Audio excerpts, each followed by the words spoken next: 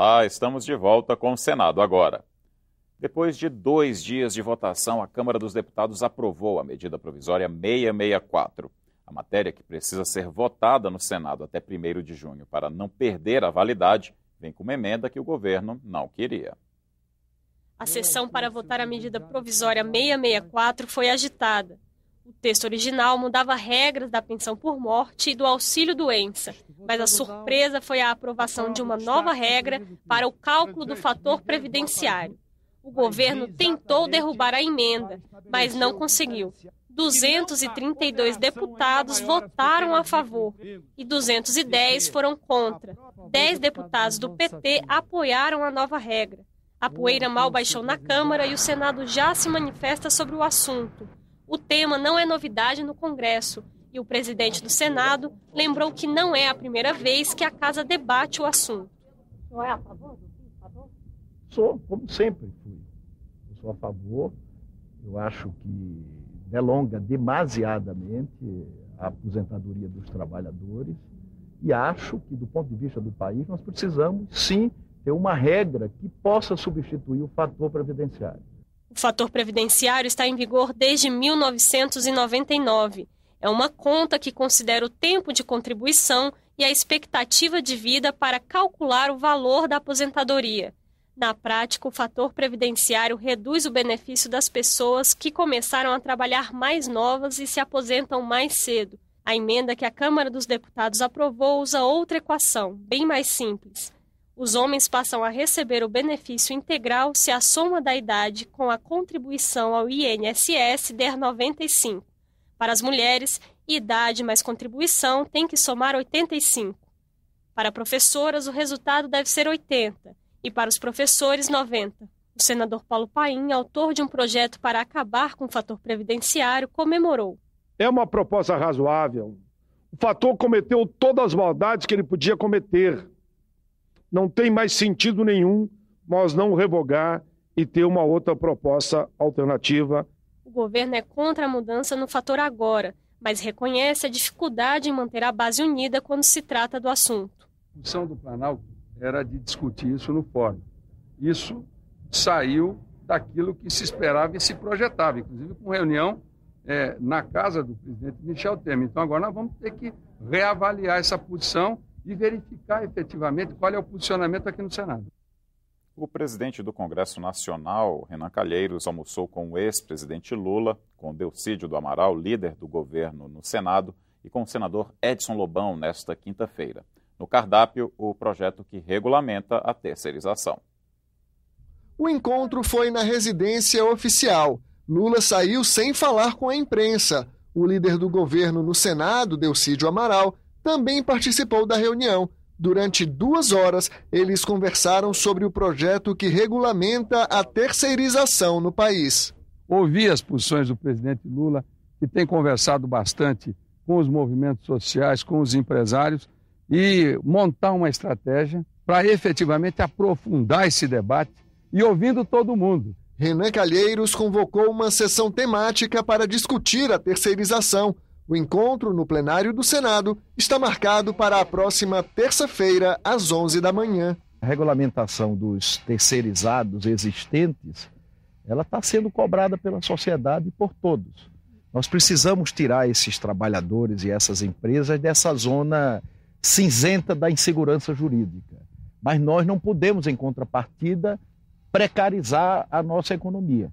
No mesmo dia, o plenário analisa a indicação do advogado Luiz Edson Fachin para o cargo de ministro do Supremo Tribunal Federal. Eu vou me pautar pela isenção. Acho que cabe ao presidente do Senado exatamente garantir a isenção para que cada um se manifeste de acordo com a sua consciência. Renan Calheiros cobrou da presidente Dilma Rousseff um plano de desenvolvimento para o país. Programa de governo, a aliança do PMDB tem que ser em cima disso, porque senão sobra aquela coisa da mera ocupação de cargo. O PMDB está sendo atraído para isso e o PMDB não pode concordar com isso. O PMDB tem que dar uma linha programática para a coalizão, para a aliança. A terceirização levou mais de 500 pessoas ao Senado nesta quinta-feira. Elas protestaram contra o projeto durante audiência pública na Comissão de Direitos Humanos. Organizadas para enfrentar uma batalha, cerca de 500 pessoas protestaram contra o projeto que amplia a terceirização no país.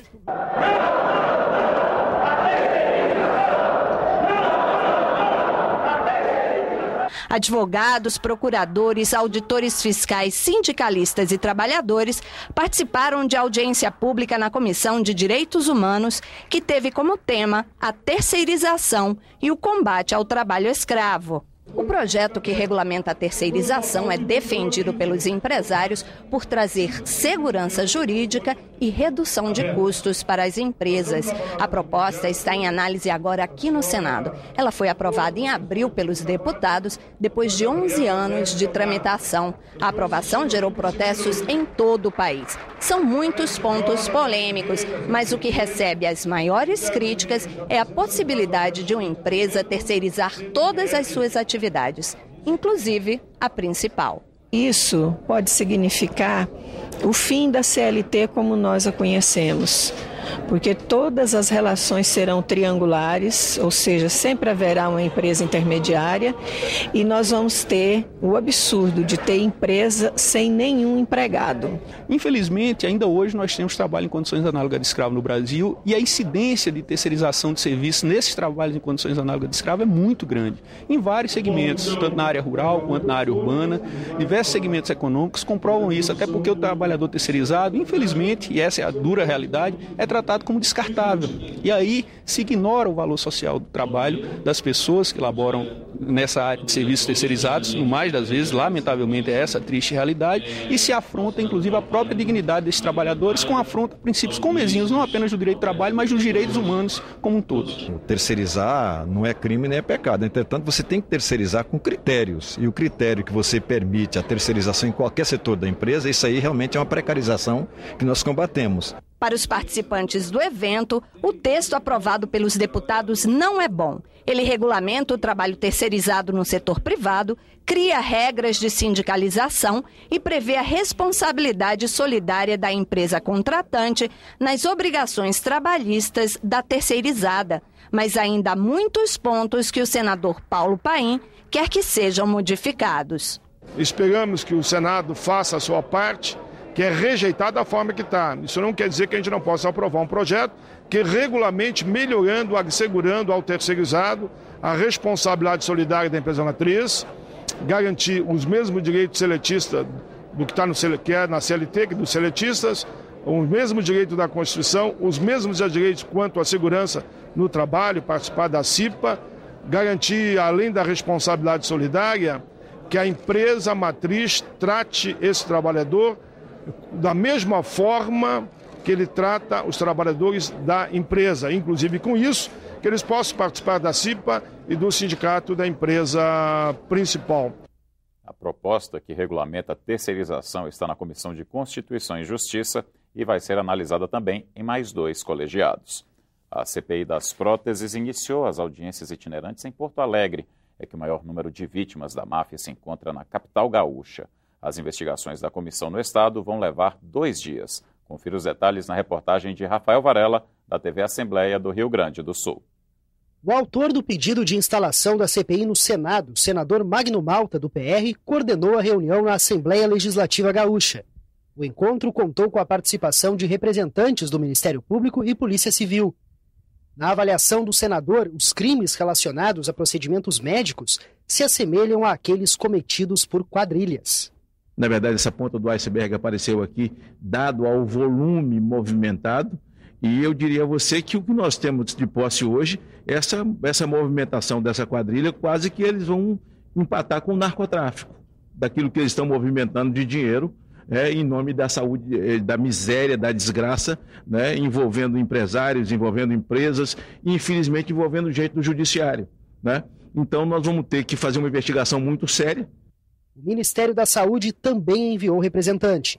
A ideia de estar aqui em Porto Alegre hoje é que o Ministério da Saúde, acompanhando os trabalhos da CPI das próteses do Senado, possa colher mais subsídios para que possamos terminar já no próximo mês, né, com maior qualidade, o nosso relatório final do grupo de trabalho interministerial. O Rio Grande do Sul é o estado com maior quantidade de ações judiciais para a obtenção de próteses. Aqui no estado também vai funcionar uma CPI paralela, que se engloba a federal. Precisava 18 mais 1, 19, conseguimos 37.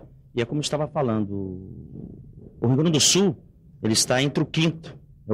Foi o primeiro, é a pontinha do iceberg. E a população precisa saber.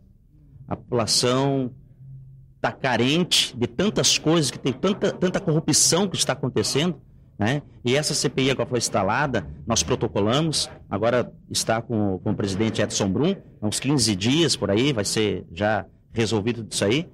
Podemos iniciar aqui no nosso estado e oferecer às dependências do Parlamento Gaúcho para que essa CPI possa avançar e agora consolidar-se com a CPI proposta pelo deputado missionário Volney, é sem dúvida nenhuma contribuir para que esses crimes sejam esclarecidos. A população não pode pagar e nem ser refém de uma máfia que se beneficia da fragilidade de quem está do outro lado da relação, que é o paciente. 68 pacientes vítimas da fraude das próteses no estado foram convidados a depor na CPI, mas a maioria, segundo o senador Magno Malta, preferiu não falar em público, para preservar a identidade. Ministério Público e Polícia Civil trabalham agora em conjunto para investigar crimes como falsidade ideológica e estelionato. Para o relator da CPI gaúcha, os crimes não podem ficar impunes. Essa CPI não é para chegar e passar a mão por cima daqueles que fraudaram, aqueles que foram contra a saúde. Contra, né? Então essa CPI está sendo instaurada para não chegar e dizer está tudo bem contigo, você fez isso e está tudo certo. Não, investigar, vai ser punido mesmo. A Comissão de Relações Exteriores aprovou 2 diplomatas indicados pela presidente Dilma Rousseff, um para representar o Brasil na Organização dos Estados Americanos e outro para exercer o cargo de embaixador na França. Paulo César de Oliveira Campos disse que vai trabalhar para estreitar a parceria com a França, onde vivem hoje 60 mil brasileiros. Segundo ele, entre os principais desafios está expandir ainda mais o comércio bilateral, que cresceu 65% de 2005 a 2014, passando de 5,2 bilhões de dólares para 8,6 bilhões. Eu entendo que o primeiro desafio é a expansão do comércio bilateral. Há um persistente superávit francês e o Brasil precisa aumentar as suas exportações para a França para obter um maior equilíbrio. Já Guilherme de Aguiar Patriota falou sobre a participação do Brasil na Organização dos Estados Americanos. Há 4 anos, o governo chamou de volta o representante permanente na OEA, Rui Casais, como resposta à decisão da Comissão Interamericana de Direitos Humanos de pedir a interrupção das obras de Belo Monte. Naquele momento, não foram os países nossos, mas os próprios movimentos internos do Brasil, da área indígena, que acabaram tendo essa atitude de influenciar um organismo da Organização dos Estados Americanos. Esse episódio está superado. Eu sou diplomata, a meu ver é possível transformar, repactuar a nossa relação dentro da OEA e revitalizar o sistema americano dentro de uma linha muito mais útil para o Brasil e benéfica, porque tem que ser a linha da prosperidade, da justiça social, da inclusão, do desenvolvimento comum. Os indicados foram aprovados em votação secreta eletrônica após pouco mais de 3 horas de sabatina. Esta foi a primeira vez que a Comissão de Relações Exteriores utilizou a nova ferramenta para deliberar sobre autoridades. Os nomes ainda serão analisados pelo plenário. Está pronta para ser votada pelo plenário uma proposta que garante indenização aos donos de terras que foram declaradas indígenas. O pagamento leva em conta o valor da terra nua, o que não ocorre hoje. Os índios são donos das terras que tradicionalmente ocupam. É o que determina a Constituição de 88. Para garantir esse direito, o governo federal faz a demarcação e a homologação. Segundo a FUNAI, hoje existem 419 terras indígenas regularizadas no Brasil, um total de 105 milhões de hectares, representando 12% do território nacional.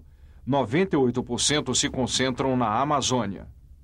De acordo com a FUNAI, os índios não têm o controle pleno de 8% das terras regularizadas. Nesses locais, há conflitos com os brancos. E isso acontece porque, no passado, colonos receberam títulos de domínio e concessões do poder público. Só que depois essas áreas foram declaradas indígenas. Uma proposta de emenda à Constituição, apresentada pelo senador Paulo Bauer, do PSDB de Santa Catarina, garante indenização aos colonos detentores desses títulos. Hoje o pagamento leva em conta apenas as benfeitorias. A proposta inclui o valor da terra nua. A indenização só vale para os títulos emitidos até 5 de outubro de 88, data da promulgação da Carta Maior. O texto já foi aprovado pela Comissão de Constituição e Justiça e está pronto para ser votado pelo plenário. Para muitos senadores, a indenização é justa. Não vamos chamar essas pessoas de grileiros, de invasores. Pessoas que foram enganadas, que por uma razão ou outra foram levadas a uma localidade para poder produzir e agora estão tendo essas dificuldades para poder continuando a produzir para o nosso país. O senador Randolfo Rodrigues, do PSOL do Amapá, apresentou um voto em separado. Para ele, a proposta vai favorecer malfeitores e golpistas. O relator, senador Luiz Henrique, já falecido, estabeleceu algumas regras. O detentor tem que apresentar não só o documento, mas comprovar que teve prejuízo com a declaração da terra indígena. A posse também não pode ter ocorrido de forma violenta.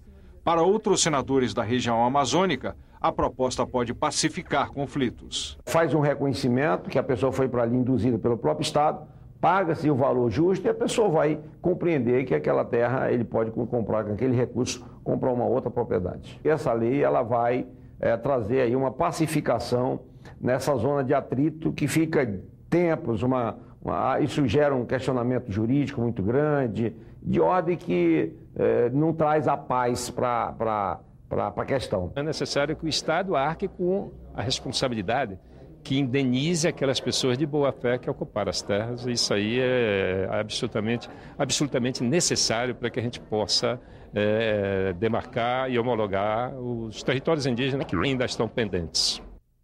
O Senado agora volta a qualquer momento com outras notícias. E se você quiser receber informações da programação da TV Senado, se inscreva no nosso canal do YouTube. Acesse youtube.com/TV Senado. Encerramos esta edição com imagens da exposição Povos Indígenas no Brasil, que foi aberta nesta semana no Salão Branco do Senado. Até a próxima!